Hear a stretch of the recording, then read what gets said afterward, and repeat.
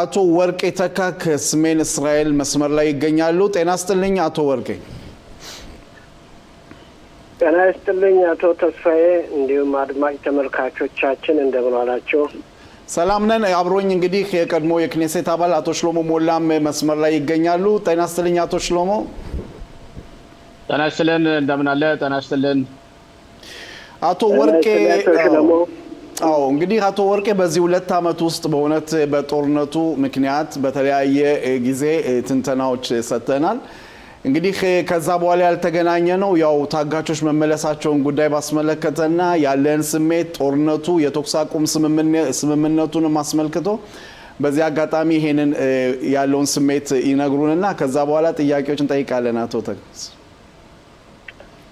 አመሰግናለሁ አቶ ተስፋዬ አቶ ሽሎሞም አመሰግናለሁ በቅድሚያ ለአየር ኃይላችን ለባህር ኃይላችንና ለምድር ጦር ኃይላችን ክብር ምስጋና ይድረሰው ለዳር ለድንበር ለወገን ሲሉ ለተሰዉት ነፍሳቸውን ይማርልን ለቆሰሉትም ምሕረት ይስጥ እንግዲህ በዚህ ሳምንት ውስጥ ምንም ሳያስቡትና ሳያልሙት አገር ሰላም ብለው ከተኙበት አሸባሪው ሐማስ አልፎ ወስዶ ለ2 አመት በዋሻ ካስቀመጣቸው በኋላ 20 ታጋቾቻችን በሰሞን ተመልሰዋል እንኳን ደስ አላችሁ ወደ እናት ሀገራችሁ በመምጣታችሁ ለታጋሽ ቤተሰቦችም እንኳን ደስ አላችሁ ላለው በዚህ አጋጣሚ 12 አስከሬኖችን ለሀገራቸው አፈር በቅተዋል ለሞቱት ነፍስ ይማር ለሀዘንተኞችም መጽናናትን እመኛለሁ አቶ ተስፋዬ በጣም አመሰግናለሁ አቶ ወርቄ እንግዲህ በጋዛ የምናየው እንቅስቃሴ አሁንም የታገተ አይመስልም እንዴት ነው ሁኔታው ሐማስ እንደሚለው ከሆነ ከሚመጡት መረጃዎች ከባባድ መሳሪያዎችን አስረክባለው ቀላል መሳሪያዎችን ግን አልሰጥም የሚል ፉከራም እያሰማ ነው በዚህ ጉዳይ ላይ ምን ይላሉ አቶ ተክ እንግዲህ ይሄ አሸባሪ ኦክቶበር 7 2023 ዓመተ ምህረት የእስራኤልን ድንበር ጥሶ ዜጎቻችንን ገሏል አርዷል ደፍሯል ጠልፎ ወስዷል አሸባሪነት ጥጉንም አሳይቷል የእስራኤልን ሱሪም አስወልቋል ይሁንና ይሄ አሸባሪ በያደረሰብንን በደል እንኳን አጣጥሞ ሳይጨርስ ጀግናው ሰራዊታችን በአየር በምድር በባህር በመጣበት እየተከታተለ በመደምሰስ እስራኤል ኃያልነቷን እንደገና አስመስክራለች እስራኤል ለሀገሯ ብቻ ሳይሆን ዓለም ጉድ እስኪል ድረስ የአሸባሪዎችን መሪ እያሳደደች በመግደል የአሸባሪውን የጦር መሳሪያ መሰረታዊ ድርጅቱን በማፈራረስ በመደምሰስ እኛ ብቻ ሳይሆን ዓለም ቆርጧል ይሄ ምንም ጥርጥር የለውም አሁንም የተኩስ አቁም ስምምነት ተደርጎ በአሜሪካ ፕሬዝዳንት በቱርክ በኳታርና በግብጽ አደራዳሪነት የተኩስ አቁም ስምምነት ተደርጎ 20 ታጋቾቻችን በህይወት 12 አስከሬኖች ተመልሰዋል ሐማስ እስከመቼውም የማይማር አሸባሪ መጥፎ ሰው መሆኑ የገባውን የተኩስ አቁም ስምምነት ሳያከብር የታገቱ 16 አስከሬኖችን ሳይመልስ በድጋሚ በዛሬው ቀን እና በትናንትናው ይመስለኛል ታንክ ሮኬቶችን በመተኮስ አላሚ ተኳሾችን በማስቀመጥና ወደ ሰራዊታችን በመተኮስ እንዲሁም ጥሶ ለመግባት የሞከረው 2 አሸባሪዎችን እንደተደመሰሱ ይሄን ያያየን ነው ይሄ አሸባሪ አይደለም ለእስራኤል ለራሱ የማይራራ ጨካኝ አረመኔ መሆኑ ደግሞ ዓለም ያያየ ዝም ማለቱ ደግሞ በዚህ በኩል ያሳዝናል በእውነት አቶ ተስፋዬ አቶ ሽሎሞ ጥያቄ ካሎት እኔ እንኳን ለጠይቅ የፈለኩት እንደሚታወሰው ሐማስ በ72 ሰዓት ውስጥ አስከሬኖችን በህይወት ያሉትን መመለስ ይገባው ነበር ግን እዚህ ያደረገ እስካሁን ድረስ የእስራኤልን ህብረተሰብ እንዲያመው ለማድረግ እስካሁን ድረስ ወደ 12 የሚሆኑ ተለቋን 16 ቀርቷን ስለ እስራኤል መረጃ እስካላ ድረስ 6ቱን ፈልጎ ለማግኘት እንኳን አስቸጋሪ እንደሚሆን ነው 10ን ግን የመልቀቅ አቅም አለው ግን ሐማስ መልቀቅ የማይፈልገው የጦር መሳሪያ ላለመፍታት ነው ወይም ወደ ሁለተኛው ስቴፕ ስምምነት ላለመግባት ነው አሁን በዛሬ ጧቱ ደግሞ ያደረገው ትንኮሳ እስራኤል ምናልባት ፕሮፖርሽናሊ ያልሆነ ጥፋት አጥፍታ የነበረው ስምምነት በሙሉ እንዲፈርስ ስለፈለገ ነው ይመስለኛልና አንተስ እንደ ወታደራዊ እይታ እንዴት ታየዋለህ አመሰግናለሁ አቶ ሽሎሞ ምክንያቱም ቀደም እንዳልኩት ነው ይሄ አሸባሪ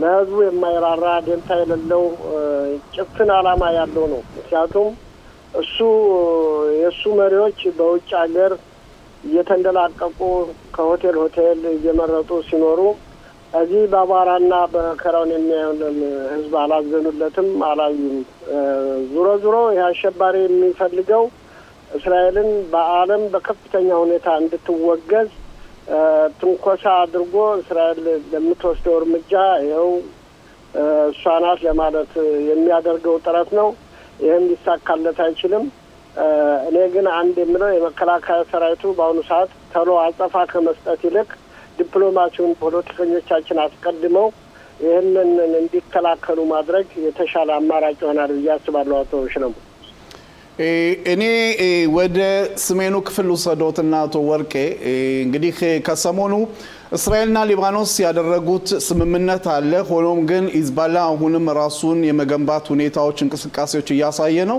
እስራኤልም እንዳለችው በወሰደችው እርምጃ እንደ አይነት እንቅስቃሴዎች ሲኖሩ ያው እዛ አካባቢ በአየር ኃይልም ቢሆን በተለያየ መሳሪያ እየጎዳች ባለበት ሁኔታ ነው ይሄ ነገር እስከመቼ እንደዚህ ይቆያል ስምምነቱስ እንዴት ሊጠበቅ ይችላል በሊባኖስ በኩል በአሁን ሰዓት ምንም የተረጋጋ ነገር የለም በድንበሩ ላይ በደቡብ ሊባኖስ እንግዲህ ትልቁ ወሳኙ የሊባኖስ መንግስት ነው ኢዝቦላ እንደ ሐማስ አሸባሪ ነው ሀገር አይደለም ያለው አሸባሪ ነው እሱም ከሐማስ ተለይቶ ሊታይ አይችልም ሆኖም ግን ወሳኙና ትልቁ ሚና የሚጫወተው የሊባኖስ መንግስት መሆን አለበት ሊባኖስ ሰላም እንድትሆን የእስራኤልን ሰላም ማስጠበቅ ያስፈልጋል ምክንያቱም ኢዝቦላን አሁን አቅም ካነሰው እርዳታ ጠይቆ ትጥቁን እንዲያስፈታ መረጃ በመስጠት እንቅስቃሴውን በእስራኤል በኩል እንዲገደብ ማድረግ የሊባኖስ መንግስት ኃላፊነት ነው ይሄ ካልሆነ ግና ኢዝቦላ በተደራጀ ቁጥር ሊባኖስ እየጠፋች እንደምትሄድ የሊባኖስ መንግስት ይሄን ጠቅቆ ማወቅ ይገባዋል ብዬ አምናለሁ አቶ ተስፋዬ እንግዲህ በዚሁ ጉዳይ ላይ እስራኤል በስምምነቱ መሰረት ያው የተወሰነ ቦታ ጦር ሰራዊቱ ለቆ ወጥቷል በአሁን ሰዓት የአካባቢው ነዋሪዎች ስጋት የሆነው አንዳንድ እንቅስቃሴዎች ያያሉ በነዋሪዎቹና በእንቅስቃሴው ላይ የጦር ሰራዊቱ የለም የሚል ንግግርም እየተሰማ ነው በዚህ ጉዳይ ላይ እስራኤል ቆራጥ እርምጃ መውሰድ ያለባት መልሳ ያንን ቦታ መያዝ ነው ብለው ያስባሉ አቶ እንግዲህ ሁለት ነገሮች አሉ አንደኛው የሊባኖስ መንግስት ተጠናክሮ ሰራዊቱን አደራጅቶ ይሄን አሸባሪ የሚዋጋና የሚያስታክስ ከሆነ እስራኤል ባለችበት ልትቆም ይገባል ይሄ ካልሆነ ግና ለሀገራችን ለህዝባችን ደህንነት የሚያሰጋ ከሆነ እስራኤል አሁንም የማይበገር እርምጃዋን መውሰድ ልትገደድ ይገባታል ምክንያቱም ምንም አያመጡም በሚል ወይም በእንዝላልነት ሐማስ ያደረሰብንን በደልና ስቃይ የሚታወስ ነው ስለዚህ ካሁን በኋላ እስራኤል ምንም አያመጣም አንኮታክቶናል የሚለውን ትታ በንቃት ሰራዊቷን በማደራጀት አስፈላጊውን በሚንቀሳቀስ አማጺውን በሚንቀሳቀስበት ቆራጥ የሆነ እርምጃ የመውሰድ ኃላፊነትም ግዴታም አለባት ብዬ አስባለሁ አቶ ተስፋዬ ሌላው አቶ ወርቄ የሰሜኑ ክፍል የህብረተሰቡ ሁኔታ እንግዲህ በአሁን ሰዓት ብዛት ያላቸው ወደ የቤቶቻቸው ተመልሰው ያው እንግዲህ መልሶ የመገንባት ሁኔታ ነው። ወደ ክሪያት ሽሞናም እንደዚሁም በተለያዩ ቦታዎች ኪቡትስ መቱል አካባቢ እንደዚሁ ሁኔታው እንዴት ነው? በሰሜኑ ሲዘዋወሩ ሲያዩት ህብረተሰቡ ካሁን ከዓመት በዓሉም ከነበረው ጋር ሲያያዝ ባለፈው ዓመት እንግዲህ ይሄን ዓመት በዓል በሌላ ቦታ ነው ያከበሩት። አሁን ቤታቸው ሆነው ይሄን ነገር ሲያከብሩ እንዴት ነው ስሜቱ የአካባቢው ህዝብ? ከሚገርም የሰሜኑ ክፍል ሁለት ድርብ በዓሎችን ነው ያከበረ። በጣም በእውነት ህዝባችን ጠንካራ ብርቱ በጦርነት የቆየ የማይመስል አካባቢው ወድሞበት ጠፍቶበት ልክ አሁን ሲመለስ ጥንካሬው ከፊቱ ላይ የሚነበብ ጠንካራ ህዝብ ነው። ሁለት ድርብ ዓመት በዓሎች አልኩት። አንደኛው ባህላዊ ዓመት በዓል ሲሆን ሁለተኛ የታገቱት ልክ በሁለት ዓመታቸው በሲምካቶራ ታፍነው ሄደው አሁን በሲምካቶራ በመመለሳቸው ይሄ ሁለት ድርብ በዓል ነው። የህዝባችን ጥንካሬ ከፊቱ ላይ ይነበባል። በጦርነት የከረመ በጦርነት የኖረ አይመስልም። ምንም ቦታው ቢወድምበት ቢጠፋበትም ብዙ ንብረት ቢጠፋም ግን የእስራኤል ህዝብ ጠንካራ መሆኑን ለዓለም ያስመሰከረ ጀግና ህዝብ ነው ብዬ አምናለሁ። አቶ ተስፋዬ። አቶ ሽሎሞ የመጨረሻ ጥያቄ ካሉት? እኔ እንኳን አቶ ወርቄን ለጠየቀ ፈለኩት እንዴት ነው አሁን እንደሚታወሰው ብዙ የሆኑ የኑኽባ የሚባሉት ወይም ደግሞ ነብሰ ገዳዮች ሰርጸው ገብተው በ7 ቀን 10ኛ ወር ወገኖቻችን ያረዱ የፈጨፈጨፉ ያዋረዱ በግድ የደፈሩ በእኛ አጃሉ እና የግፍ ጭፍጨፋ ስላደረጉ አሁን እስራኤል ሀገር ውስጥ ለነሱ የተለየ ፍርድ ቤት ተቋቁሞ ህግ ተደንግጎ የሞት ፍርድ እንዲፈረድባቸው የሚል ኢታማር ቤን ግብር የሚባለው ሰውዬ አቅርቧንና ይሄን አንተ እንዴት ታየዋለህ? ይሄ ነገር ቢተገበር ሽብርተኞች በእስራኤል ላይ ያላቸውን እጅ ያነሳሉ፣ ጥሩ ጉርብትና ይፈጠራል ወይስ ደግሞ የሞት ፍርድ በዲሞክራሲ ሀገር ላይ መፍረዱ ነገሩን ሊያባብሰው እንጂ ሊያሻሽለው አይችልም? በዓለም አቀፍ ደረጃ እስራኤል እንዴት ትታያለች እና አንተ ምን ታስባለህ በዚህ ላይ? እንዲህ ነው አቶ ሽሎሞ። በእርግጥ የገደለ መሞት አለ። የግል በነገራችን ላይ የግል ስሜትህን ነው የምጠይቀው። ይኸውልህ አሁን ፍርድ የሞት ፍርድ ሲፈረድ ጥሩ ነው። የገደለ ቢሞት ምንም አይደለም። የገደለ ምንጊዜም መሞት አለበት፣ የጎዳ መጎዳት አለበት። ግን እኔ አንድ የሚያሳስበኝ ይሄ ፍርድ ሲወጣ ለአሸባሪዎች ብቻ ነው ወይስ ሀገሪቱ እንደ መመሪያ አድርጋ በራሷ ዜጋ ላይም ልትጠቀም ነው? ይሄ ሁለቱ ይምታታል እና አንደኛ በዚህ በዲሞክራሲ ሀገር እስራኤል የዲሞክራሲ ሀገር ናት፣ የዲሞክራሲ ምንጭ ናት። ይሁንና አሁን ይህ ሲሆን አንደኛ በዓለም ላይ ተቀባይነቱ ትንሽ እኛንን ሊጎዳን ይችላል።